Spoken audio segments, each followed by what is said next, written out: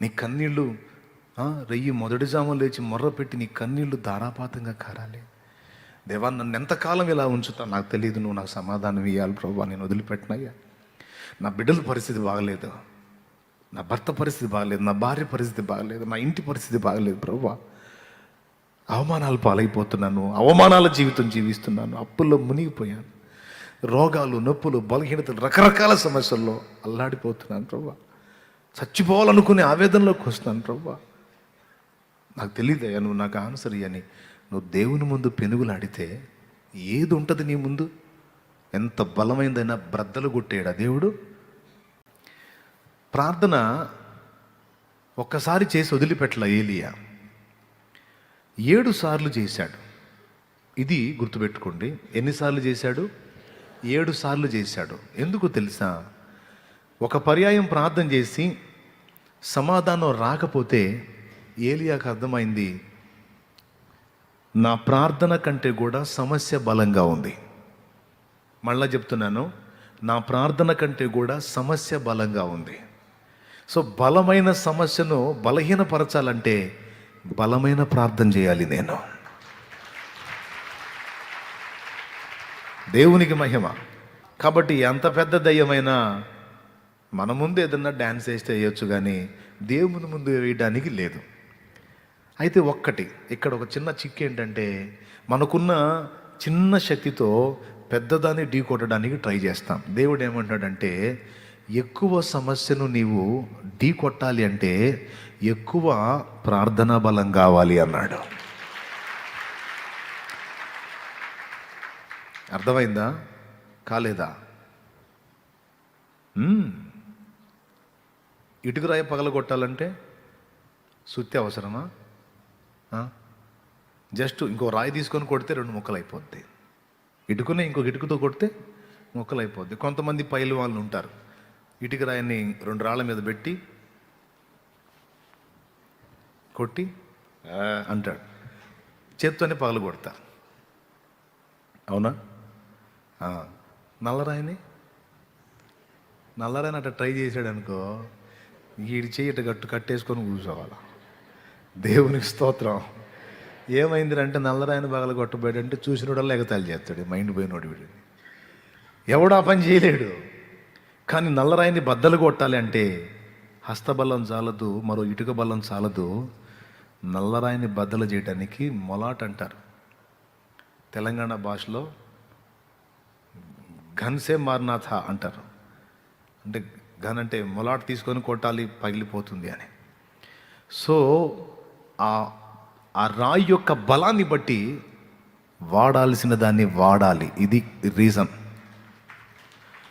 ప్రార్థన విషయంలో కూడా అదే ఉంది. లేకపోతే నువ్వేం పర్లా, ఎంత పెద్ద దయ్యమైనా చిన్న ప్రార్థన చేసే అయిపోయిద్ది అని చెప్పేవాడు. కానీ స్పష్టంగా చెప్పాడు, ప్రార్థన వలననే తప్ప, కింద పుట్టినట్లో ఉపవాస ప్రార్థన వలననే తప్ప ఇలాంటివి వదిలిపోవుట అసాధ్యమని యేసయ్యే చెప్పాడు. సో ఒక దయ్యం కావచ్చు, వినండి బాగా వినండి, ఒక దయ్యం కావచ్చు, ఒక వ్యాధి కావచ్చు, నిన్ను పట్టి పీడిస్తున్న ఒక సమస్య కావచ్చు, లేకపోతే నువ్వు మార్పు కోరుతున్నటువంటి వ్యక్తులు కావచ్చు, లేకపోతే నువ్వున్న గ్రామం కావచ్చు. ప్రార్థన చేసేటప్పుడు నిశ్చయత ఉండాలి, విశ్వాసం ఉండాలి, అది పరలోకం వెళుతుంది, ఇవన్నీ విన్నారు. ఈ మాట మరి ముఖ్యంగా గుర్తుపెట్టుకోండి. నువ్వు పెట్టుకున్నటువంటి లక్ష్యానికి తగిన ప్రార్థన ఖచ్చితంగా నీకు నాకు ఉండాలి. మనం ప్రార్థన మూల్యం ఎంత చెల్లిస్తామో, ఏ పరిధిలో దేవుణ్ణి సంధించగలుగుతామో ఆ పరిధిలోనే మనం ఆన్సర్స్ చూస్తాం. ఒకసారికి జవాబు రాకపోతే మరోసారి ప్రయత్నిస్తా, రాకపోతే ఇంకోసారి ప్రయత్నిస్తా, రాకపోతే మరోసారి ప్రయత్నిస్తా. జవాబు రాకపోతే ప్రార్థన తీవ్రత పెరుగుతుంది భక్తుల్లో. అది విషయం.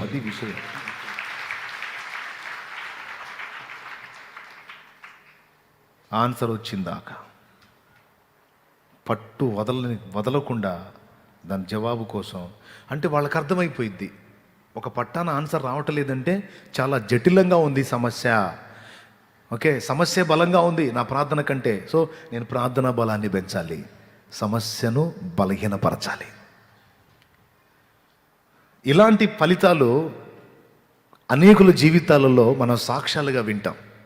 ఘోరమైన జబ్బుల నుంచి విడుదల పొందిన సాక్ష్యాలు, క్యాన్సర్ వ్యాధుల నుండి, హెచ్ఐవి పాజిటివ్ నెగిటివ్ రిపోర్ట్ వచ్చినటువంటి సాక్ష్యాలు, అలాగా ఘోరమైనటువంటి జబ్బులలో నుంచి విడుదల, కఠినమైన పరిస్థితుల్లో నుంచి విడుదల, ఊళ్ళే కదిలింపబడినటువంటి కార్యాలు, ప్రజల కళ్ళ ముందు స్పష్టమైనటువంటి కార్యాలు, శక్తివంతమైన ప్రార్థనా జీవితాన్ని కలిగిన భక్తులు చేయగలిగారు. కానీ వాడు సైతానుగాడు ప్రార్థనని చాలా తక్కువ చేసి చూపిస్తాడు. నీకు ప్రార్థన అంటే చిన్న చూపు ఉండేటట్టు చేస్తాడు. కానీ ఉన్న రహస్యం అంతా ప్రార్థనలోనే ఉంది.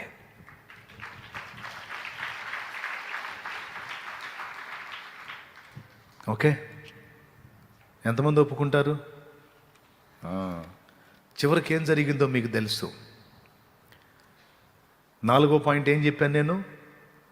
ప్రార్థన చేసిన ఆన్సర్ రాలేదు అంటే చేసిన విజ్ఞాపన కంటే కూడా సమస్య జటిలంగా ఉంది. సో ఆ స్థాయికి ప్రార్థన పెంచాల. సో దేవుడు మారలా, దేవుడి శక్తి ఏమీ బలహీనం కాలా. అప్పట్లో అంటే దేవుడు కుర్రోడు, ఇప్పుడు ముసలోడు అయిపోయాడు అనే మాట పొరపాటును కూడా మనం వాడకూడదు. ఆయన నిరంతరము స్తోత్రార్హుడు, సర్వశక్తుడే. నా ప్రియమైన దేవుని బిడ్డలారా, ప్రార్థన తీవ్రత పెరగాలి. నేను చెప్తున్నా, ఎంత ప్రార్థనాపరుడైతే అంతగా అతడు దేవుని నమ్మినవాడు. ఎంత ప్రార్థనలో తక్కువ ఉంటాడో అతడు అంత అవిశ్వాసి లేదా అంత అల్ప విశ్వాసి. నీ ప్రార్థన జీవితమే నువ్వు దేవుని పట్ల ఎంత విశ్వాసం కలిగి ఉన్నావో సాక్ష్యం. ఇంట్రెస్ట్ ఉంటే రాసుకో. నీ ప్రార్థన జీవితమే నువ్వు దేవుని పట్ల ఎంత విశ్వాసం కలిగి ఉన్నావో సాక్ష్యం ఇస్తుంది. నువ్వు కొంచెం ప్రార్థన కలిగి ఉంటే నువ్వు దేవుణ్ణి కొంచెమే నమ్ముతున్నావు. నువ్వు విస్తారంగా ప్రార్థన కలిగి ఉంటే విస్తారంగా దేవుని నమ్ముతున్నావు, విస్తారమైన కార్యాలు చూడబోతున్నావు. ప్రార్థన చేసేటప్పుడు గుర్తుపెట్టుకోవాల్సినటువంటి కొన్ని విషయాలు మీకు హెచ్చరిక చేస్తాను. కొన్నిసార్లు మనం ప్రార్థన చేసిన జవాబులు రావు. ఎందుకు రావు అంటే ప్రార్థన బలం చాలక రాకపోయి ఉండొచ్చు. అంతేకాకుండా నువ్వు బలమైన ప్రార్థన చేసిన ఆన్సర్ రాకపోవడానికి కారణం మరికొన్ని ఉంటాయి. ఒకటేంటంటే అంతరంగములో పాపాన్ని లక్ష్యము చేయటం. లోపల పాప సంబంధమైనటువంటి క్రియలు, ఆ తలంపులు, ఆ విధమైన వాంఛ, ఆ పాపంలో కొనసాగుట అనేవి కలిగి ఉండి ప్రార్థనలో దేవుని దగ్గర జవాబు పొందడానికి ట్రై చేయటం. నేను నా అంతరంగములో పాపమును లక్ష్య పెట్టిన ఎడల దేవుడు నా మనవి వినకపోవును అన్నాడు. ఎవరన్నారు? వెంకట్రావు అన్నాడా? దావీదు అన్నాడు. దేవునికి స్తోత్రం. యోహాను సువార్త 9లో గుడ్డివాడైన మనుషుడేమన్నాడు? దేవుడు పాపుల మనవి ఆలకింపడని మనం ఎరుగుదుము అన్నాడు. 2, అక్రమ జీవితంలో వంకర టింకర బ్రతుకులో కొనసాగుతూ ఆ విషయంలో దేవుని ముందు ఒప్పుకొని మారు మనసు పొంది దిద్దుకోకుండా అది కంటిన్యూ చేస్తూ ఇటుపక్క ప్రార్థన ద్వారా దేవుని దగ్గర నుంచి గొప్ప కార్యాలు పొందుదామంటే అది వట్టిదే. ఎందుకో తెలుసా? అసలు నీ ప్రార్థన వినబడదు అన్నాడు ఆయన. యెషయా గ్రంథం 59:1 మీరు చూడగలిగితే, టైం అయిపోయింది, ముగిస్తున్నాను. రక్షింపనేరకై ఉండునట్లు యెహోవా హస్తము కురుచ కాలేదు, విననేరకై ఉండునట్లు ఆయన చెవులు మందము కాలేదు. కానీ మీ దోషములో మీకును మీ దేవునికిని అడ్డముగా వచ్చాను కనుక ఆయన ఆలకింపకున్నాడు. కాబట్టి మన వంకర త్రోవలను దిద్దుబాటు చేసుకోకుండా లోపాయికారితనపు జీవితం అలానే కలిగి ఉండి ఓ పక్కన మన తప్పుడు జీవితాన్ని సమర్థించుకుంటానే పాపాన్ని కంటిన్యూ చేస్తూనే ప్రార్థన చేస్తే ఆన్సర్ ఉండదు. 3 వచనాలు చెప్పాను. పాపుల మనవి దేవుడు రైట్. 2వది, నేను అంతరంగములో పాపమును లక్ష్య పెట్టిన ఎడల దేవుడు నా మనవి వినకపోవును. 3వది ఏంటి? ఆయన కాపాడలేకపోవడానికి ఆయన చేతులు ఏం కొరచ కాదు, కానీ నీ దోషాలు నీకు దేవునికి మధ్య అడ్డుగా వచ్చినాయి. నువ్వు మొర్ర పెడుతున్నావు, కప్పు తగిలి కిందకు వస్తుంది. కప్పు ఏంటో తెలుసా? నీ పాపమే. అందుకే ప్రార్థన చేసి దేవుని దగ్గర గొప్ప జవాబులు పొందగోరే వాళ్ళు తమ క్యారెక్టర్ ఎలా ఉందో దేవుని ముందు ఒక్కసారి చూసుకోవాలి. దేవుని ముందు తమను తాము విమర్శించుకోవాలి. లోపంగా ఉన్న వాటిని దిద్దుకోవాలి, ఒప్పుకోవాలి దేవుని ముందు. అయ్యా, వంకర టెంకర బతుకు కలిగి ఉన్న, వంకర టెంకర బుద్ధి కలిగి ఉన్న, ఇది మొదలుకొని ఆ చెడు జీవితాన్ని వదిలేస్తున్నా వదిలేస్తున్నా. నీ చిత్త ప్రకారం బ్రతకాలనుకుంటున్నా. నా యందు కనికరపడు, నా పాపములు క్షమించు. ఇదిగో నేను మారు మనసు పొందా, దాన్ని విసర్జించా. నా యందు కనికరపడి నాకు విడుదల దయచేయమని నువ్వు దేవుడిని అడగొచ్చు. తప్పకుండా దేవుడు నిన్ను విడిపిస్తాడు. తప్పిపోయిన కుమారుడు పందుల దొడ్లోనే ఉండి లెటర్లు రాశాడా, లేకపోతే దొడ్డి విడిచి వచ్చాడా? పెద్దగా చెప్పాలి. అక్కడే ఉండి మెసేజ్లు పెట్టలేదుగా డాడీకి. డాడీ, ఇక్కడ దుర్వాసనగా ఉంది డాడీ, ఇక్కడ ఫుడ్ దొరకట్లేదు డాడీ, చాలా ప్రాబ్లం అవుతుంది డాడీ, ఫుడ్ పంపించు డాడీ, మనీ పంపించు డాడీ అని ఏమన్నా పెట్టాడా? ఏం చేశాడు? ఒకవేళ వాడు అక్కడే ఉండి మెసేజ్లు పెడితే పొరపాటును కూడా ఏం చూసేవాడు కాదు. వాడు అక్కడే ఉండి లెటర్లు పంపిస్తే పొరపాటును కూడా ఏనా పట్టించుకునేవాడు కాదు. ఎందుకో తెలుసా? అతడే విసర్జించి రావాలి.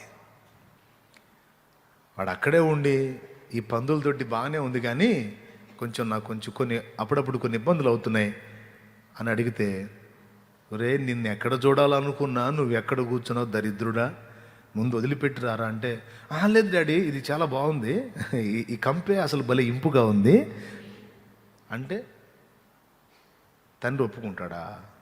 నోరు మూసి ముందు ఆ కంపుని వదిలిపెట్టి రా అంటాడు. అంతే తప్ప హెల్ప్ జరగదు. దేవునికి స్తోత్రం కలుగును గాక. గట్టిగా చెప్పండి. తండ్రి వాణిని ఎదుర్కొని హత్తుకొని మెడ మీద పడి ముద్దు పెట్టి చేర్చుకొని వాని అసహ్య స్థితి మొత్తాన్ని మార్చి పడేయాలంటే కొడుకు ఏం చేయాలి? ఆ చెడిపోయిన జీవిత విధానాన్ని విసర్జించి నూతన పరచబడిన వ్యక్తి అయి దేవుని ముందు నిలవాలి. అంతరంగంలో ఇక పై గెటప్పును ఆయన క్లీన్ చేసుకుంటాడు. ఆవిడ ఆంతర్యంలో ఏం నిర్ణయించుకున్నాడు చిన్న కుమారుడు? నేను నా తండ్రి దగ్గరికి పోతాను, ఈ స్నేహితులు వద్దు, ఈ చెడిపోయిన జీవితం వద్దు, ఈ పందులొద్దు, పందులు దొడ్డి వద్దు, ఏమొద్దు నాకు మా నాయన చాలు.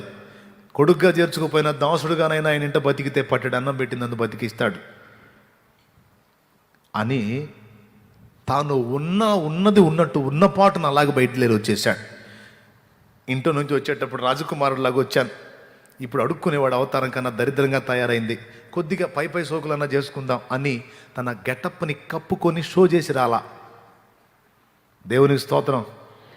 కొంతమంది కప్పి పెట్టుకొని వస్తారు, ముసుకేసుకొని వస్తారు, ఎక్కడెక్కడే. ఈ ముసుగులు మనుషులు గుర్తుపట్టకపోవచ్చు, దేవుడికి అన్నీ తెలుసు. దేవునికి స్తోత్రం కలుగును గాక. తప్పిపోయిన కుమారుడు ఉన్నది ఉన్నట్టు వచ్చాడు. తను ఏ స్థితిలో ఉన్నాడో వచ్చి తండ్రి ముందు అలా ప్రజెంట్ చేసుకున్నాడు, కనపరుచుకున్నాడు. దరిద్రుడా, సిగ్గులేనోడా, డబ్బేం చేసావురా, ఎలా పోయావు, ఎలాగొచ్చావు, నువ్వు నీ అవతారం, చిత్తు ఏ మొహం పెట్టుకుని వచ్చావు పో అన్నాడా? అల్లంత దూరంలో ఉండగానే వాడి నడక చూసి గుర్తుపట్టి అలా అమాంతం పరిగెత్తుకుంటా వెళ్ళి అతన్ని హత్తుకొని, పందుల దొడ్లోంచి వచ్చినోడి దగ్గర ఏ వాసన ఉంటుందండి? సుగంధం ఉంటుందా? దుర్గంధం. అయినా సరే ప్రేమకు అవేవి పట్టవు. అర్థమైందా? ప్రేమ గుడ్డిది అంటారు, గుడ్డిదే కాదు చెవిటిదే కాదు, వాసన కూడా తెలియదు. దేవునికి స్తోత్రం. హల్లెలూయా. తెలుసా మీకు? ఇక్కడే తెలిసింది మనకి అతని గెటప్ ఎలా ఉంది, పొజిషన్ ఎలా ఉంది, ఎలా ఉన్నాడు. నా బిడ్డ తిరిగి వచ్చాడు చాలు నాకంతే. వాడు ఉన్నది ఉన్నట్టు వచ్చాడు, షో చేయలే. తాను ఎలాగున్నాడు అలాగే వచ్చాడు. ఏ గతి పట్టాడో ఆ గతిని ఉన్నది ఉన్నట్టు చూపించాడు. చాలు, నేను ఇప్పుడు మారుస్తా. వీడంటాడు, నేను నీకు పనికిరాను, కొడుగ్గా పనికిరాను, నాకు హక్కు లేదు, నా ఆస్తి తీసుకుని వెళ్ళిపోయాను కనుక, నా భాగాన్ని పోగొట్టుకున్నాను గనుక నీ దాసునిగా ఉంటాను అంటే, జీతం ఎంత అన్నాడా? నోరు మీరా దాసుడేంట్రా వెర్రి ముఖమా, నువ్వు ఎప్పటికీ నా బిడ్డవే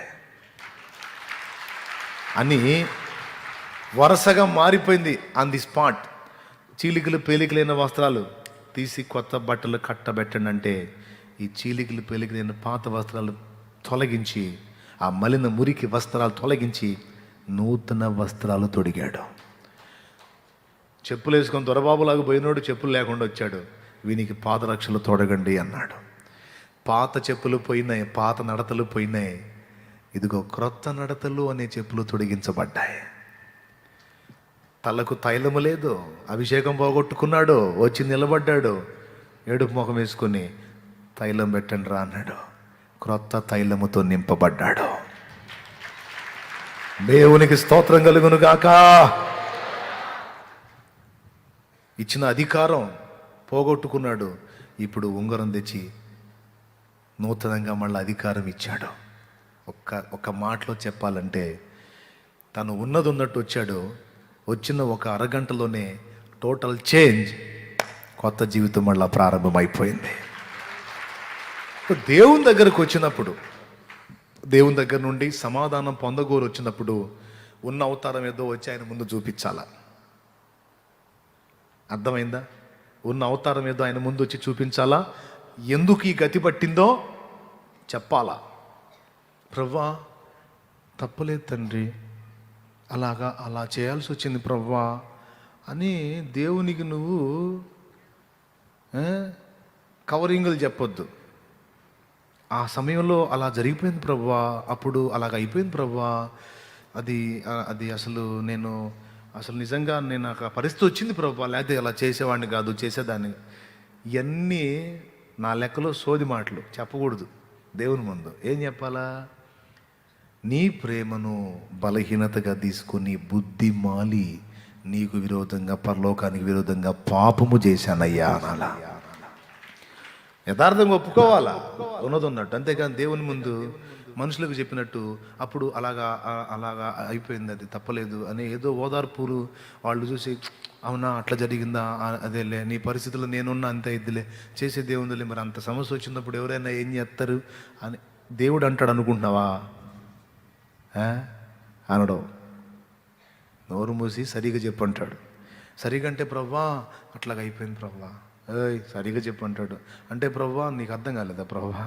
అదే మనుషులైతే అవునా అట్లా జరిగిందా, నిజంగా నీ నీ నీ సన్నివేశంలో నేనున్నా అంతే అయిద్దిలే అంటారు. నువ్వేందయ్యా సరిగా చెప్పంటావు? అదే మరి అది లేదు ఇది లేదు, పాపినయ్యా. దేవుని ముందుకు వచ్చి ప్రవ్వా అప్పుడు అలా జరిగిపోయింది ప్రవ్వా, ఆ సన్నివేశంలో అలాగ జరిగిపోయింది ప్రవ్వా, ఇవన్నీగా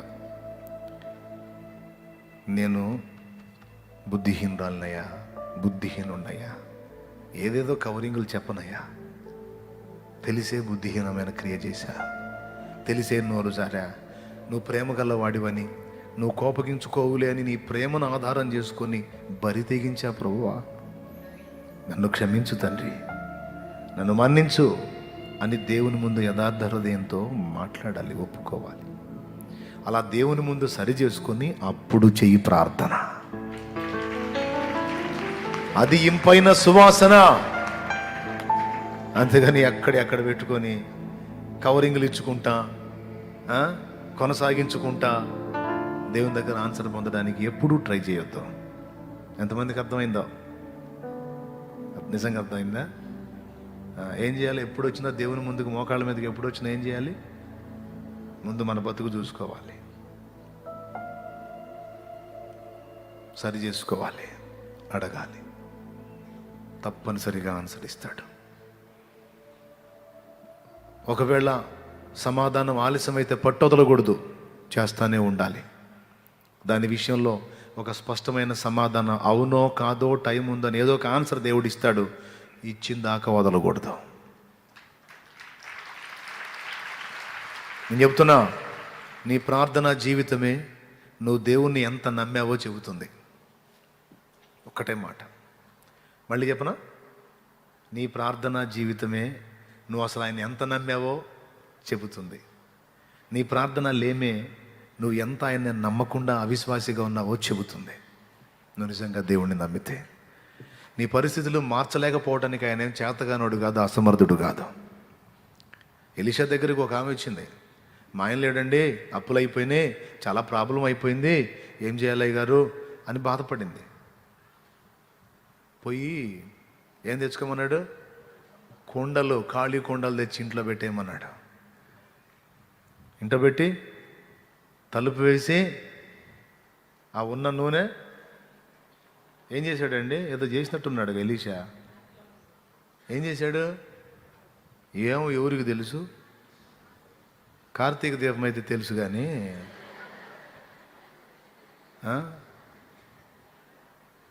కుండల్లో ఏం పోసాడో ఏం జరిగిందో ఎవరికి తెలుసు? బైబిల్ చదివి సత్తే కదా మనం. ఉన్నమాట మనలో మన మాట. చిన్న కోళ్ళంట, త్రినయనంట, రకరకాల సీరియళ్ళు బాగా డెప్త్లోకి వెళ్ళిపోయారు. మగోళ్ళు కూడా ఎక్కింది పిచ్చి. ఆడవాళ్ళు అనుకుంటే మగోళ్ళు కూడా. మొన్న ఒక చోటకి వెళ్ళా, ఒక షాప్కి వెళ్తే భార్య ఏమో వర్క్ చేస్తుంది, భర్త ఏమో చూస్తున్నాడు. రన్నింగ్ కామెంటరీ అనమాట ఏమకి. అంటే ఏంది, ఆమెమో అదే ఏపుతా ఉంది షాపులో. ఏనేమో లోపల కూర్చొని మొత్తం మ్యాటర్ అంతా చూస్తున్నాడు. మిస్ అయిద్దేమో ప్రోగ్రామ్, మళ్ళీ ఆ రోజు ఏం జరిగిందో తెలియాలి కదా. ఊరెళ్ళి పిచ్చిపాడుగా అనిపించింది. నేను చెప్తున్నాను, అన్యుల కంటే మనం దేవుని సంబంధం కదా. అది అబద్ధమని మనకు తెలుసు కదా. అది కేవలం నటనని తెలుసు కదా. అది కేవలం మనల్ని మనం మోసం చేసుకోవటం అని తెలుసు కదా. మనం దేని మీద దృష్టి పెట్టాలి? ఏం జరగబోతుంది? ప్రపంచం మీదకి ఎలాంటివి రాబోతున్నాయి? ఏం చేస్తున్నాం? సరి చేసుకుందాం, చక్కదిద్దుకుందాం. అయ్యా నా పరిస్థితి ఎలా అంటే, ఖాళీ కుండలన్నీ తెచ్చుకోమన్నాడు. తెచ్చుకున్న కుండలన్నీ నూనెతో నింపబడ్డాయి. ఇక ఎరువు తెచ్చుకోవడానికి ఎవరు కుండలు ఏడున్నాయి ఉన్నాయని తీసుకెళ్ళావుగా అనే పరిస్థితి వచ్చింది. కుండలన్నీ నింపబడ్డాయి. చేయలా దేవుడు కార్యం? 5 రొట్టెలు 2 చేపలు ఉన్నాయి. అరచేయంత మేఘం, విస్తారమైన వర్షం ఇచ్చిన విషయం మనకు తెలుసు కదా. 5 రొట్టెలు 2 చేపలే అందరి కడుపులో నింపలేదా? అదే ఆత్మ సంబంధమైన చర్య, భౌతికమైన విషయమేనా? భౌతిక విషయమే. యేసు ప్రభు ఆత్మలకు అక్కర తీర్చడమే కాదు, భౌతికంగా కూడా సహాయపడగలుగుతాడు. నువ్వేమో ఇవన్నీ తెలుసుకోవు, ప్రార్థన చేయవు, ఏం లేదు. ఇంట్లో మనిషి బలహీనుడై రోగి అయి ఉంటే, ఆ రోగి అయి ఉన్న పక్కన నువ్వు బండుకోబెట్టుకొని ఇటు పక్క కూర్చొని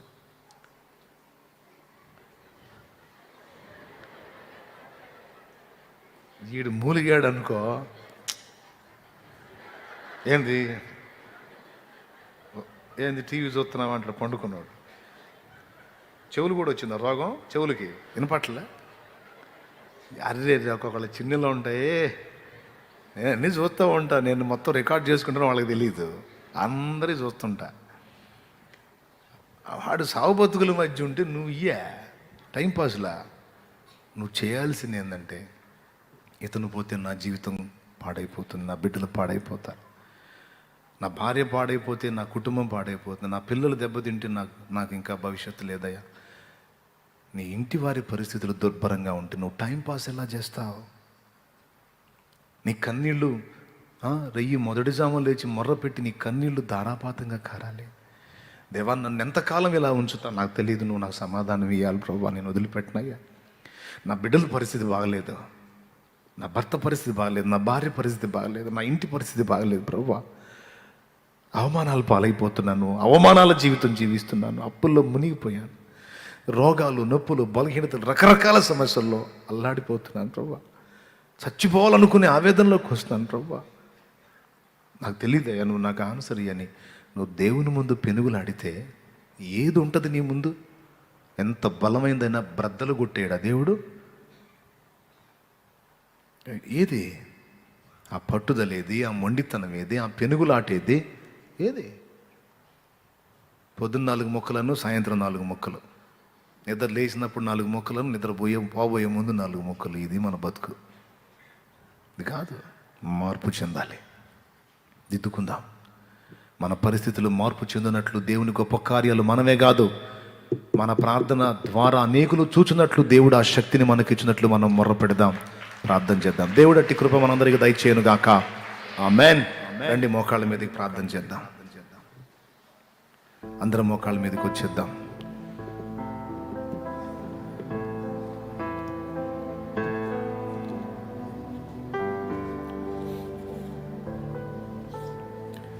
ఈరోజు దేవుడు నీతో సూటిగా మాట్లాడుతూ ఉన్నాడు. ఏ డౌటు లేదు. నువ్వు ఎదుర్కొంటున్న పరిస్థితులు ఎంత జటిలమైనవో నీకు తెలుసు. మోకాళ్ళ మీదకి వచ్చేసాయి. దేవునికి ప్రార్థన చేయి.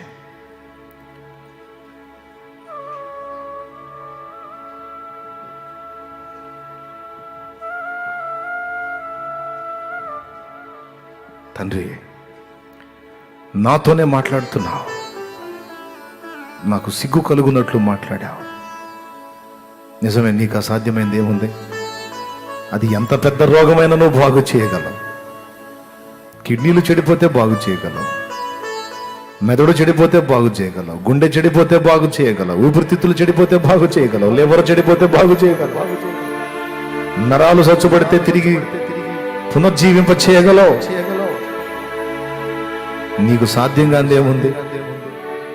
కానీ నాకు, నా వారికి అట్టి మేలు, అట్టి గొప్ప కార్యము జరుగునట్లు నేనే ప్రార్థన ద్వారా నిన్ను సంధించనైతిని, నమ్మకపోతిని ప్రభు. సమస్యలతో సతమతం అవుతున్నాను.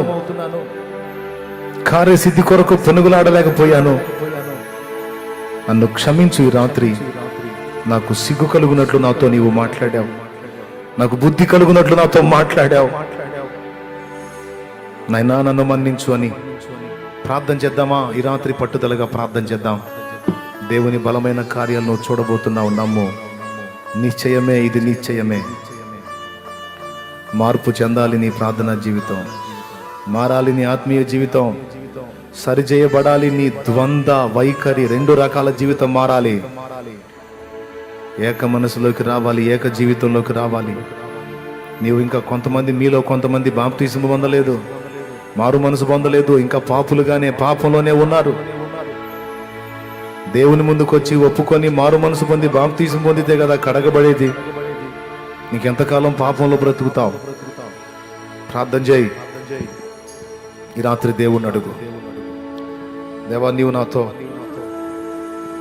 ఉన్నావయ్యా. ఈ రాత్రి నీకు వందనాలు, స్తోత్రాలు. నా జీవితాన్ని మార్చుకుంటా ప్రభువా. నా బ్రతుకు, నా తప్పుడు జీవిత విధానాన్ని దిద్దుకుంటా ప్రభువా. నన్ను క్షమించు.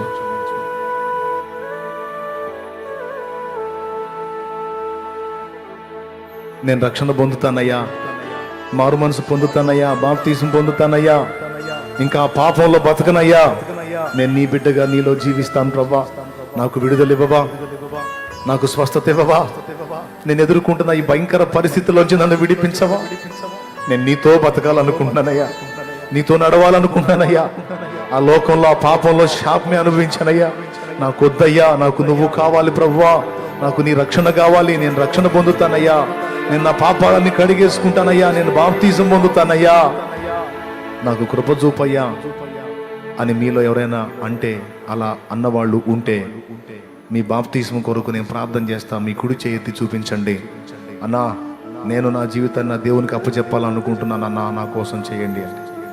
ఆ చేయెత్తిన వాళ్ళు అలాగ లేచి నిలబడండి. మీకోసం ప్రార్థన చేస్తా. ఎవరైతే రక్షణ బాప్తిస్మ తీర్మానంతో చేయెత్తారో వారందరూ లేచి నిలబడండి.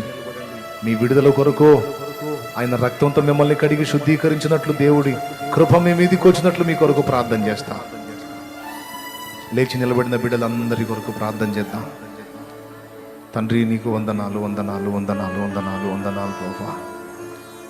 రక్షణ తీర్మానాన్ని చేసుకొని ఇదిగో నూతన జన్మ అనుభవంలోనికి వచ్చి శాపగ్రస్తమైన జీవిత విధానంలోంచి విడుదల కొరకు నీ ముందు నిలిచిన నీ బిడ్డలను ఒక్కసారి దర్శించు. వారున్న బంధకాల్లోంచి వారు విడుదల పొందాలి ప్రభువా. వారు అనుభవిస్తున్న శాపంలోంచి వారు విడుదల పొందాలి. నీ రెక్కల నీడలో ఆశ్రయం పొంది నెమ్మది పొందాలి ప్రభువా. సాతాను కుట్రల్లోంచి బయటపడాలి ప్రభువా. వారి దేహమునకు స్వస్థత, వారి కుటుంబంలో సమాధానం, వారి జీవితాల్లో వెలుగు నింపబడాలి.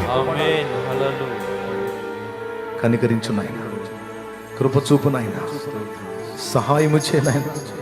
వారిని తాకు ప్రభువా. నీ రక్తంతో కడుగు ప్రభువా. శుద్ధీకరించు. రక్షణానందము దయచి నీ చేతికి అప్పగిస్తున్నా. ఆత్మల్ని నశించిపోనియొద్దు. అదిగో నీ కోసం నిలిచిన ఆత్మలను నీవు చేతబట్టు నాయన, నువ్వు చెయ్యి వదలొద్దో, కనికరించు. స్తుతి మహిమ ఘనత నీకే చెల్లిస్తూ యేసుక్రీస్తు గొప్ప నామములో ప్రార్థించి వేడుచున్నాము తండ్రి.